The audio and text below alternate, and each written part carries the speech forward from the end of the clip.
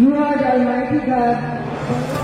Nakikiusa ang syudad sa Panabo sa pag-obserba sa International AIDS Candlelight Memorial 2024 nga dunay temang kadila ang pagkalinga, liwanag ng pag-asa nga gipahigayon sa Freedom Gym, Barangay New Pandan, Panabo City. Ang tinuig nga pagsaulog sa Candlelight Memorial nagsilbi nga kampanya sa pagpalihok sa komunidad aron mapataas ang kahibalo kabahin sa Human Immunodeficiency Viruses o HIV ug Acquired Immunodeficiency Syndrome o AIDS. Bago ang pagsindi sa mga kandila, aduna usab pinning of red ribbon, isip simbolo nga gigamit sa tibuok kalibutan sa pakigbatok sa HIV ug AIDS.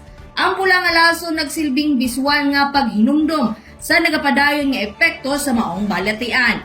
Atol sa kalihukan, girepresentar usab ni Provincial STI HIV Program Coordinator Leilani Quisig Cobrado RN ang HIV trends report sa probinsya sa Davao del Norte, lakip na sa syudad sa Panabo. Since 1993 up to December 2023, 646 are on ART, on antiretroviral drugs na treatment. So once na infected with HIV, ma-diagnose ka with HIV, ginaling to care nga mo ang pasyente sa atong treatment hub sa Davao del Norte. We have the DRMC Red Star Clinic. So libre nila makuha diang antiretroviral drugs under sa OHAT package sa PhilHealth.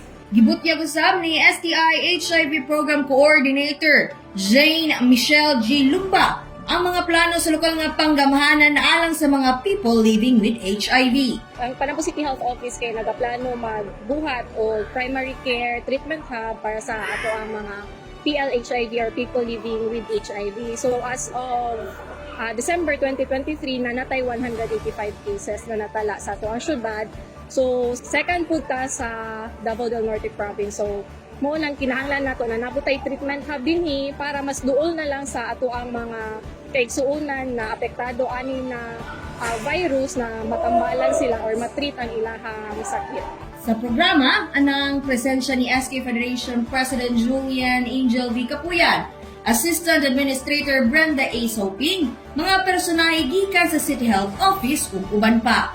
Kauban sa kamera si Christian Costaniemo, kini si King Macebedo gikan sa City Information Office Broadcast Services. Alang sa Frontline News Panabo, importante, inform.